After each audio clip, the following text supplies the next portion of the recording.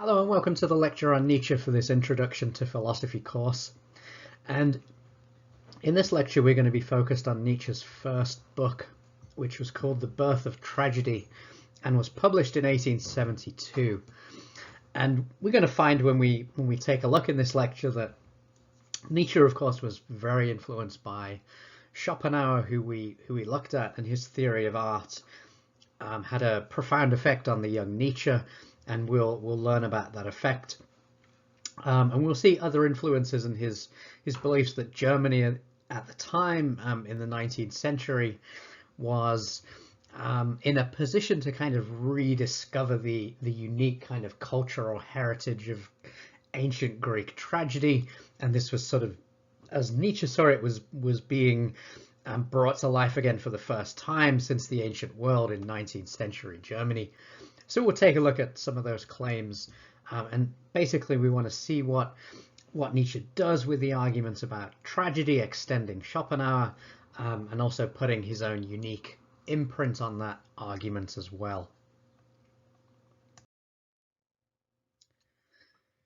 Now, one thing that Nietzsche's arguments and his book takes up is the importance of the Festival of Dionysus in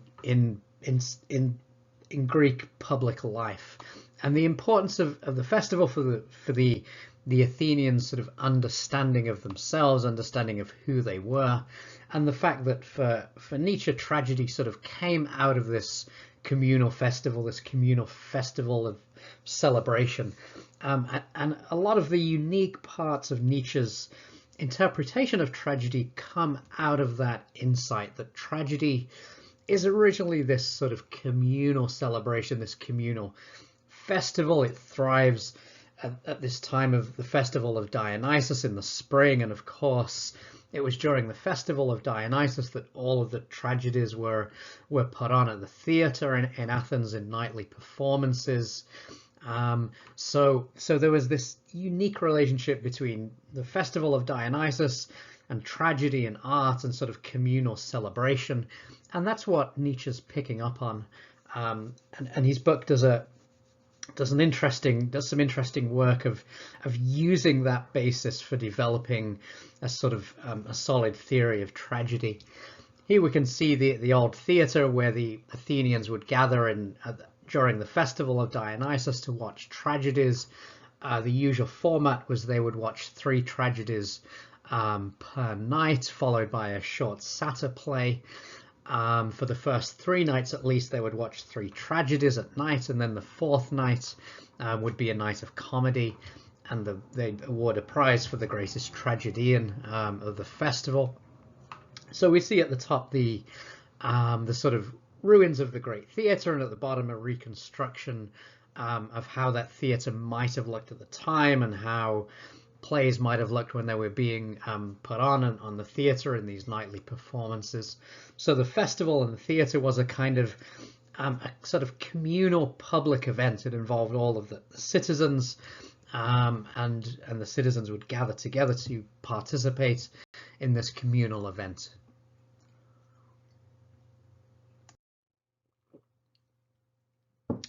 Now, it's Nietzsche's belief, and this is what sort of comes to this is what he comes to formulate in The Birth of Tragedy, that this fundamental aspect and experience of ancient Greek life, this was being reborn in 19th century Germany, and specifically through Wagner's musical dramas. And it's the influence of Wagner and also Schopenhauer, and of course those two were closely related in any case, and Nietzsche's profoundly influenced by this, by their thinking, and by this idea of sort of reconstructing and bringing to life the ancient Greek experience. And Nietzsche believes that that's sort of happening through Wagner's musical dramas, which use music in a similar way to the ancient Greek chorus in tragedy, and sort of have this rediscover this sort of power of music for giving birth to these primordial forces. So that's what Nietzsche really sees in Wagner, and when the theatre is opened in the 1870s. It's a sort of tremendous time for this idea of a rebirth of sort of ancient ideals. So central to Nietzsche's interpretation is this idea of the Greek experience and its relation to nihilism. And his basic claim here is that the ancients found a solution to a problem that is still with us today. Right? So that's really the justification for saying why should we bother to look at the ancient Athenians? Why should we bother to look at their art and their tragedy? For Nietzsche, there's a very specific reason why we want to do that and why we should do that, and that's because the Greeks and ourselves today in our modern world suffer from this problem that Nietzsche calls nihilism, from the Latin word for nothing. And nihilism is simply the view that life itself is without intrinsic purpose, meaning, or value. So nihilism, life is meaningless, it's not worth the effort, it lacks intrinsic purpose. And Nietzsche sees that as a problem for the moderns, just as it was a problem for the ancients, that idea that we need some kind of justification. We need some way to escape from nihilism. We need some way to escape from this idea that sort of crushes us with pessimism, despair, and makes any kind of action impossible. And that sort of belief is this idea that nothing matters, nothing is worthwhile, there's no meaning or value in anything. So it's this sort of depression and meaninglessness caused by nihilism that Nietzsche thinks is a big problem for the Greeks and for us. But happily, the Greeks managed to find a solution. And if we look at tragedy, we'll sort of understand the contours of that solution.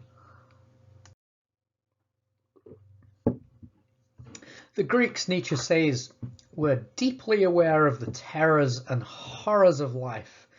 We can see that in some famous Greek myths. We see Prometheus being, he was sort of gave fire to humans and was sentenced by Zeus to be tied up and have his liver,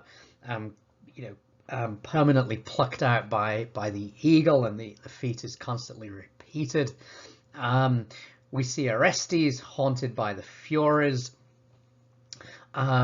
because of the act of matricide, which was itself in response to his mother killing his father. So there's sort of line of tragedies in the Orestes cycle.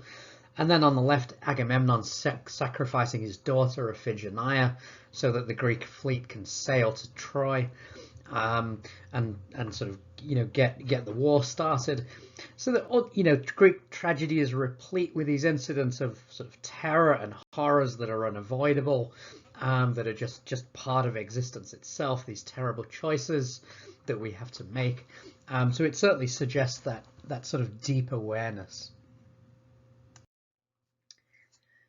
However, in spite of this awareness of the horrors and terrors, the ancient Athenians did not lapse into apathy and depression. Instead, and this is what Nietzsche observes when he sort of looks at their culture and history, instead, through their art, philosophy, and culture, they created one of the pinnacle achievements of Western civilization. So Nietzsche's book on tragedy is asking, how exactly did they manage to do this? Right. So in spite of the awareness of suffering, the awareness of the suffering that is integral to life, this didn't lead to sort of depression and sort of apathy and incapacity to act. Instead, they created these remarkable achievements of civilization. How did that happen? How were they able to do this in spite of their awareness of life? And Nietzsche's answer fundamentally involves the interpretation of tragedy. So we can put this question by saying, how did the Greeks acknowledge the suffering, the violence and destruction of life, and still decide that it was worthwhile to go on living and to go on creating? How could they still be so enthusiastic about life? Nietzsche says in The Birth of Tragedy that tragedy played an essential role in allowing them to do this, in allowing them to live in spite of that knowledge of violence and suffering. In fact, he says it was Apollonian art first, and here he primarily means Homer, Homeric art of the 7th century, the great poems of the Iliad and the Odyssey. And then after that, a few centuries later, tragedy took on the job in the classical age, the 5th century, the time of Plato and Sophocles. Tragedy became the sort of force that enabled this sort of continued enthusiasm and the defeat of nihilism to happen. Okay, so when we start thinking about Apollo and Dionysus, let's sort of have a think about how we can sort of separate their basic qualities and basic values. And as we can see, there's a sense in which they are kind of opposites. Right? And we can see this when we line them up.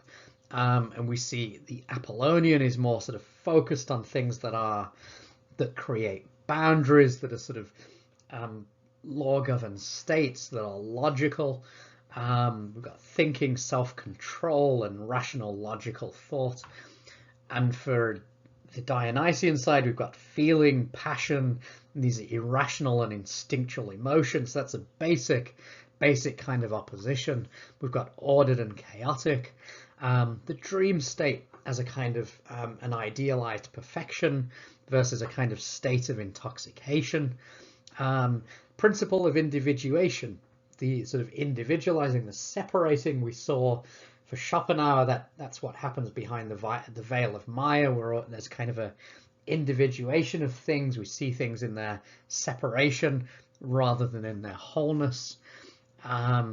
And again, Apollonian values human order and culture rather than nature, appearance and illusion rather than realism and absurdity, plastic and visual arts versus music, and human beings as artists versus human beings as the work and glorification of art. So there's a sort of immediacy to the Dionysian, a kind of chaotic wholeness and state of intoxication, whereas the Apollonian is much more kind of controlled, ordered and bounded, and is sort of creating value through creating actual works of art. The Dionysian itself is a kind of celebration of art without itself being a work of art. So let's sort of figure out, let's have a look at how these two principles, let's take the Apollonian and then the Dionysian. So the Apollonian solution to nihilism for Nietzsche, and as we saw, this is bound up with Homer's works. The Apollonian is the world of human existence transformed into a realm of shining perfection. And that's what we see in Homer's art. The illusions, or even Nietzsche says lies, are used to provide the sense of security we need to be able to affirm our existence. So that's essential to the Apollonian, the idea of creating this sort of sense of security, this kind of beautiful illusion, if you like, on the surface of the muck of existence that gives us this sort of sense of beauty and perfection that sort of transforms and idealizes existence. So that idea of the Apollonian as a kind of idealization of existence through the kind of illusory powers of art tells us what its essential nature is. And here we see, and Julian Young makes this point on page 175 of our book, one might compare Homer with movie magazines. Even if my life is for now miserable, it appears from the magazines that some, the stars, live happy or at least glamorous lives. And who knows but that I might not one day myself come to live a Hollywood life, the American dream. To the extent then that I believe the illusion of Apollonian art, while I can be miserable, I cannot be a nihilist. Right, and that's an important distinction.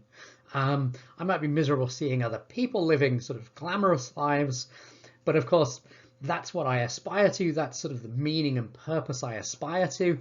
But I can be miserable that I don't have it, but I can't be nihilistic that it doesn't exist, because I see that it clearly does exist. Other people have it. That's what I want. That's my purpose, right? So So you can have this illusion, you can believe in this beautiful illusion that you're striving for, that you see, that you're a part of, and that sort of the power of that illusion in an Apollonian art keeps nihilism at bay, sort of persuades us with the sort of, we sort of sustained by this beautiful illusion, and as long as we can buy into the illusion, we can keep nihilism at bay. Okay, let's talk about the Dionysian solution and how it's different from what we've just been talking about. So in the Dionysian state of intoxication, Nietzsche says, all the rigid hostile barriers between man and man break asunder, as if the veil of Maya has been torn apart. So this means that suspension of individuality, right, that sort of individuality that's maintained in Apollonian art, is dissolved, and there's a feeling of extreme unity with man and nature, leading to joy, right? So it's like an intoxication that sort of breaks down these barriers between people and between people and nature, and we feel this sense of oneness, and that sense of oneness gives us this feeling of joy, of happiness, that we're sort of part of this greater unity.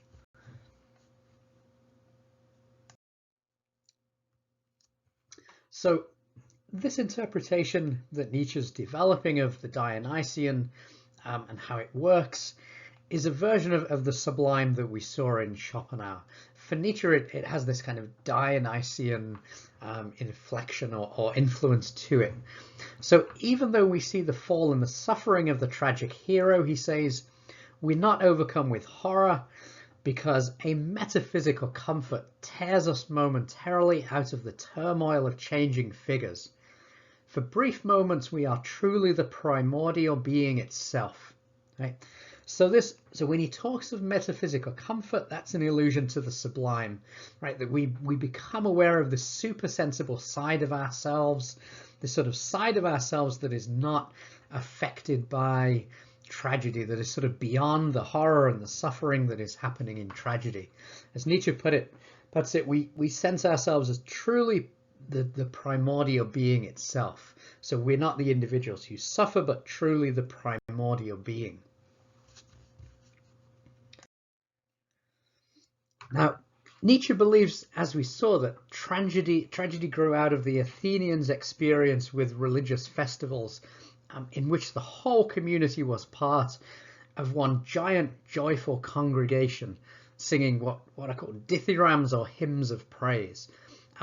So this sort of communal celebration and singing, chanting, and of course the sort of experience of wine and intoxication that went along with it, right? That sort of creates this experience of oneness and unity. It was this experience and the Greeks' experience of tragic festivals and their capacity to provide this sort of sense of intoxication and unity. That's the spirit of music for Nietzsche, out of which tragedy was born.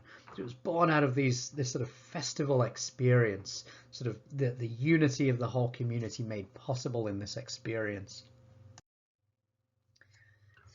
And it's worth asking here, this experience of unity, of oneness, what are the modern forms of this experience? How do we access that experience today? And I think there are a number of sort of frameworks we can think about to see this. Obviously, a sports crowd is a good example of this experience, because we have these moments of unity, right? When something happens, something, there's a score, there's a goal, and these moments of unity, the crowd rises as a whole, and you feel yourself as you're rising as part of the crowd, right? You're no longer an individual, you're part of this bigger unity. And here in these sort of collective experiences, we recognize ourselves as part of this greater whole. A rock concert or any music concert as well, we can sense a similar thing. Again, we're part of a crowd, but we're not experiencing as individuals. It's like we're experiencing as a collective, right? So similar to when we're at a sporting game, right? When we're at a concert, we're all rising together, we're all chanting together, we're all clapping together. And this again creates this sort of collective experience, this sense of primordial unity, as Nietzsche puts it, that we're not separate individuals, we're part of this greater whole. And as part of this greater whole, we have access to these experiences that make our individuality kind of insignificant, right? We're not sort of sensing ourselves as individuals here. We're sort of sensing ourselves as a whole, and that's what makes the experience a joyful one, right? It's not the same if we do this alone.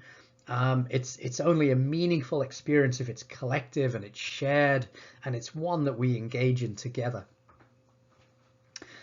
Now, I think another good example of this experience is carnival. And carnival, you know, in a number of countries that sort of have this tradition, it sort of breaks up daily life, right? You have sort of ordinary life, and then you have these moments of carnival, of break, where people sort of dress up in costume, they wear masks, you know, various forms of intoxication are part of the experience as well. So there's kind of disguise, intoxication, there's transformation. So all of these things are suggesting a similar kind of collective experience, right? Where our individual identities are lessened, our individual identities are downplayed. And again, we come to experience ourselves as part of the group, as sort of part of the whole. We have this sort of collective experience.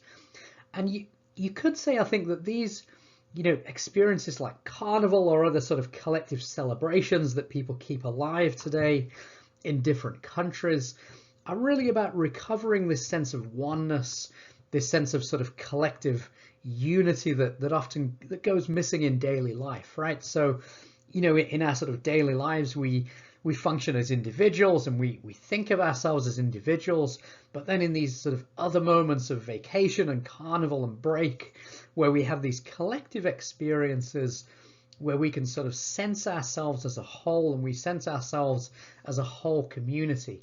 And I think we can see these things as kind of, you know, recovering, if maybe in sort of in a kind of minor scale, but certainly recovering to some degree the ancient Athenian experience of festival, of sort of the Dionysian festival as this oneness, as this musical unity where everybody comes together to sing and chant and enjoy various forms of intoxication and dance and sort of celebration. So there are sort of modern parallels that we can think of that also sort of fulfill that role. So we can say that in all of these experiences, we sense ourselves to be part of the whole, of the kind of primordial unity, as Nietzsche calls it. We rise and fall with the movements and responses of the assembled community. So these experiences allow us to transcend the principle of individuality and experience ourselves as elements in a greater unity, like droplets on a crashing wave, right? So the droplets are insignificant in themselves, that their only meaning is as part of that unity. As part of the wave, they are sort of strong, they are moving, they're transforming, so they sort of feel that power as part of the unity. As sort of individual elements, they're kind of isolated and insignificant. So for the great artist that is the primordial unity, we are like painted soldiers in an oil painting of a battle scene. And again, this is the metaphysical consolation idea that we're talking about here, right? So if we think that for the great artist that is the primordial unity, us as individual persons are like these painted soldiers in an oil painting of a battle scene. We may protest against the blood and suffering, but that is just part of the beauty that we create together, right? So on this interpretation, it's the beauty that is created through the coming together, the creativity of the coming together and the transforming, right? That's what creates meaning. And the sort of, you know, the blood and the suffering is sort of part of the creative act. right? Not that it's necessarily good or sort of good in itself, but from an aesthetic point of view, it's part of the creative act. So it's part of what gives meaning and beauty to the act of creation.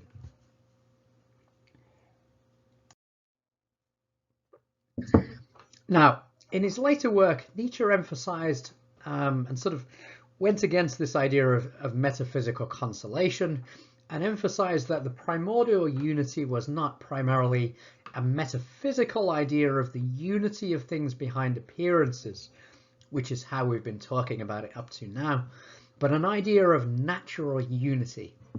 Now, if it means just natural unity, then when we talk about the primordial unity, what we mean is just the totality of nature or life, right? So it's not something standing behind, separate from life. It's just the totality itself, the totality of nature or what exists, right? That's the natural unity. So on this interpretation, we can't say that we are painted soldiers separable from the artist, because we are part of the unity of creation itself, right? The unity of creation is not an artist separate from creation, it's just the natural unity itself. The natural unity that we're a part of because we're part of nature. So we experience the pain of individuals on this interpretation. We're not just painted soldiers, right? The pain is real and it's really experienced by individuals. However, we still find it justified according to the greater interests and the greater purpose of this natural unity.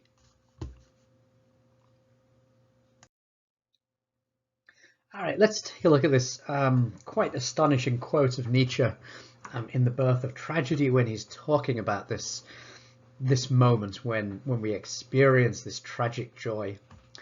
He says, "We become for a brief moment truly the primordial being itself, and we feel its unbounded greed and lust for being. The struggle, the agony, the destruction of appearances, i.e. individuals, all this now seems necessary, given the uncountable excess of forms of existence thrusting and pushing themselves into life, given the exuberant fertility of the world will." And remember, it's Schopenhauer that talks about the will as central to life. Nietzsche's borrowing that idea here. "We are pierced by the furious sting of these pains at the very moment when, as it were, we become one with the immeasurable primordial delight in existence. Despite fear and pity, we are happily alive, not as individuals, but as the one living being with whose procreative lust we have become one." Nietzsche often uses these metaphors of sort of procreativity, of fertility, sort of procreative lust of the great living being. And again, it's just emphasizing this idea of creativity, right? That the natural totality, the natural whole, is this creative.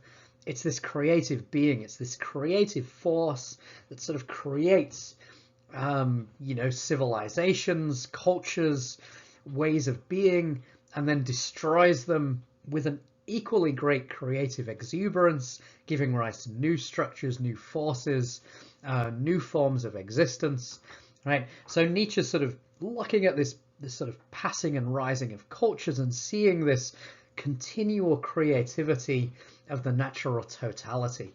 So in this moment of joy, we experience ourselves as part of the whole.